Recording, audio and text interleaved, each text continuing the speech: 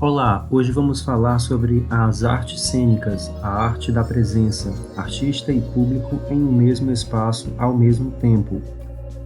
Nas artes cênicas podem acontecer apresentações ou ações artísticas sem data, hora ou local previamente acordados com o público, em meio ao fluxo de transeuntes de uma cidade. Os artistas que fazem essas apresentações ou intervenções buscam justamente o encontro com o público.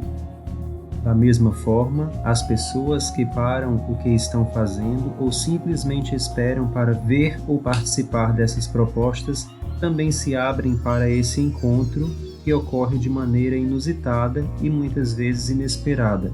É muito comum nessas formas de intervenção o público decidir se quer participar ou não.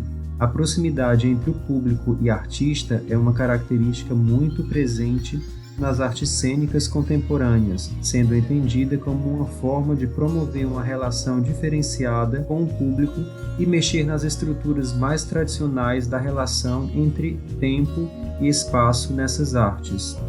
O teórico e crítico teatral argentino Jorge Dubaty afirma que uma característica fundamental do teatro é que atores e público estão juntos no mesmo momento e no mesmo lugar, compartilhando uma experiência única e que não pode se repetir. A esse encontro único ele chama de convívio, isto é, o encontro entre artistas, técnicos e público em um mesmo tempo e espaço, sem intermediações tecnológicas que interfiram na presença corporal entre eles. Para Jorge Dubaty, o termo teatro serve para designar tanto o teatro propriamente dito, quanto a dança, o circo, a performance, etc. O teatro, a dança, o circo e outras formas de artes cênicas podem acontecer em diversos espaços. O mais comum é assistir a peças e coreografias em casas de espetáculo com palco e plateia, e apresentações circenses em lonas com picadeiro e arquibancadas. No entanto, também é possível presenciar expressões de teatro, circo, dança ou performance nas ruas da cidade, em praças, parques, restaurantes, entre outros locais. Existem experiências bem interessantes sobre o encontro entre espectadores e atores, tornando essa relação mais próxima possível. Há espetáculos, por exemplo, que são feitos apenas para um espectador por vez. É o caso das propostas do diretor argentino Metias Umpierrez, em seu teatro solo, série de intervenções artísticas feitas em diferentes localidades de diversas cidades do mundo e pensadas para que apenas um espectador assista a cada vez. O projeto busca formas diferenciadas de relação entre o ator e o público no mesmo tempo e no mesmo espaço, tirando o teatro de seu lugar tradicional, a casa de espetáculos e o espectador da sua condição de coletivo, uma vez que é representada somente para um espectador, diz Umpierrez. O ator é movido para fora de seu contexto habitual de signos artificiais e é colocado no centro de uma cena real para desenvolver a história. Já o espectador deixa a habitual sujeição e anonimato que comumente encontra no teatro e passa a ter um papel ativo e pessoal durante toda a performance. Para diferenciar teatro solo do teatro tradicional, observe algumas cenas de um teatro tradicional. Nessa estrutura, é possível observar que a parte central está destinada ao público, com as poltronas organizadas de modo que todos consigam ver o palco. O palco é um retângulo amplo, separado da plateia. A forma como está distribuído esse espaço evidencia que artistas e público estão distantes e claramente separados, o que não costuma acontecer tão explicitamente em outros espaços como a rua ou aqueles escolhidos por Umpierrez em seu teatro solo. A valorização do momento e de espaços não convencionais para o encontro entre atores e público também ocorre em diversas companhias brasileiras.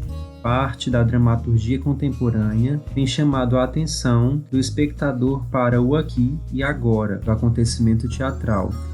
Ouçamos a seguir a fala de um dos personagens da peça Por Elise, escrita pela dramaturga Gracê Passot e encenada pelo grupo Espanca. Não adianta fugir que não sente. Gente sente tudo, se envolve com tudo. Sou eu que estou pedindo isso. Faça isso por mim, por mim, por mim, por mim. Isso também vale para vocês. Não se envolva tanto. Escutem, vocês podem estar pensando que o que eu estou falando agora, neste momento, foi memorizado antes também, mas agora não. Neste momento eu juro que não. Agora sou eu que estou falando. Eu. No trecho acima, é possível perceber que a personagem olha e fala diretamente com o público e confunde propositalmente ficção e realidade, o tempo e o espaço na história contada e o tempo e o espaço do encontro real com o espectador. Neste exemplo, o público pode ficar em dúvida se a atriz está dizendo realmente suas palavras ou as palavras da personagem da peça memorizada previamente. No caso da peça Por Elise, a atriz que interpretou esse papel era a dramaturga da peça. Para o público que tinha essa informação previamente, o jogo entre realidade e ficção se tornou ainda mais curioso. No vídeo, é possível observar que a cena em que a personagem dona de casa, atriz de vestido, dirige-se ao público, os demais personagens aguardam em fila um pouco mais ao fundo. Observe que o espaço é uma caixa preta, nome técnico usado para designar o palco de um teatro e que está relacionado ao fato de ser tudo preto, destacando-se apenas os personagens e objetos cênicos por meio da iluminação artificial. Esse é um exemplo de espetáculo feito no palco de um teatro, com divisão entre o lugar da cena, a caixa preta, e o lugar do público, a plateia.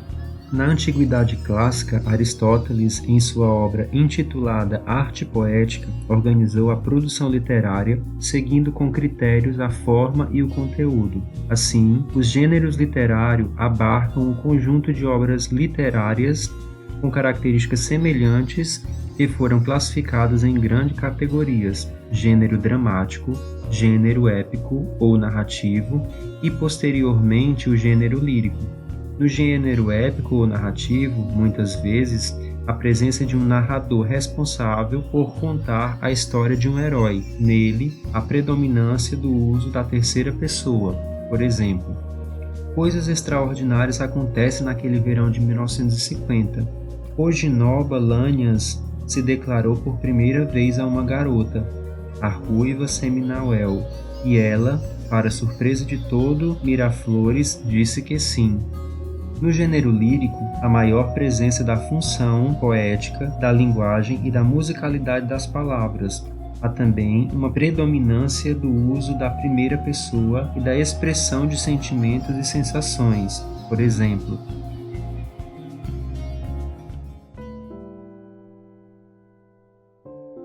o que é o para sempre?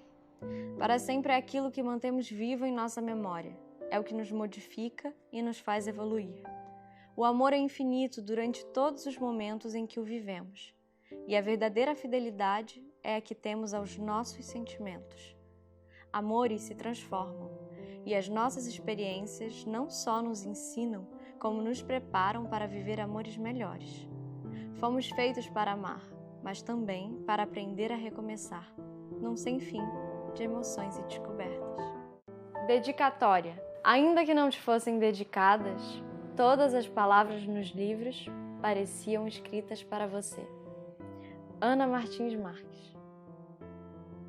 Os textos dramáticos são aqueles criados para a representação teatral. Os atores contam uma história por meio da ação dos seus personagens, através dos monólogos, cena ou texto no qual há apenas um ator que fala ao público ou consigo mesmo, ou diálogos, cena ou textos no qual há mais de um ator em cena. Os fragmentos de trecho dramático citados anteriormente da obra Por Elise são da primeira parte da peça, em que a personagem dona de casa fala diretamente ao público. Em destaque, no primeiro fragmento citado, é possível observar uma indicação da movimentação da atriz, agora para os 4 atores. Essas indicações são usadas pelos dramaturgos para orientar a leitura da peça e da encenação, mas não devem ser ditas aos atores. O nome técnico dessa intervenção é rubrica. No caso citado, a rubrica indica que a atriz deve, em determinado momento, parar de direcionar seu texto ao público e falar com os demais atores que estão em cena.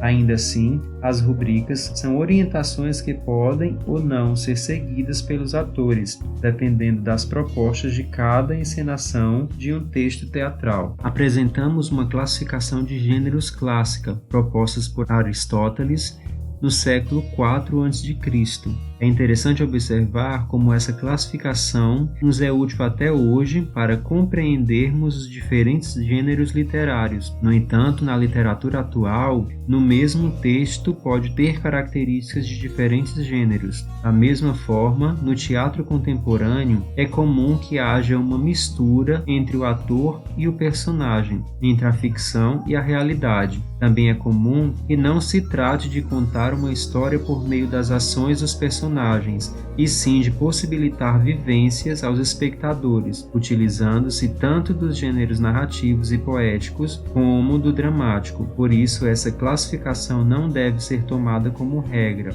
e sim como uma forma didática de compreender as diferenças entre os gêneros, bem como as suas misturas na contemporaneidade. Como já foi comentado anteriormente, nas artes cênicas, as formas de se apresentar, a relação dos artistas com a plateia, os espaços de encenação e o tempo de duração das apresentações podem variar bastante. Outro exemplo interessante, a apresentação da Companhia Las Brujas de Teatro, um grupo de teatro de Porto Alegre que contempla audiodescrição e libras em suas apresentações teatrais. O primeiro trabalho da companhia foi um espetáculo para crianças chamado Filó de Bolso, a menina do cabelo vermelho, que aborda o tema das diferenças socioculturais, buscando uma arte para todo mundo, como descrevem seu trabalho no blog da companhia. As artistas começaram a investigar a audiodescrição e a linguagem de sinais como formas de atingir um público composto também por pessoas que não enxergam ou que não ouvem. Essa prática é tão importante para aumentar o acesso de pessoas com deficiência às produções artísticas disponíveis, amplia os tempos e o espaço do teatro, fazendo-o chegar a um público cada vez maior e mais diverso. E é isso, galera. Deixe nos comentários o que vocês entenderam sobre o vídeo.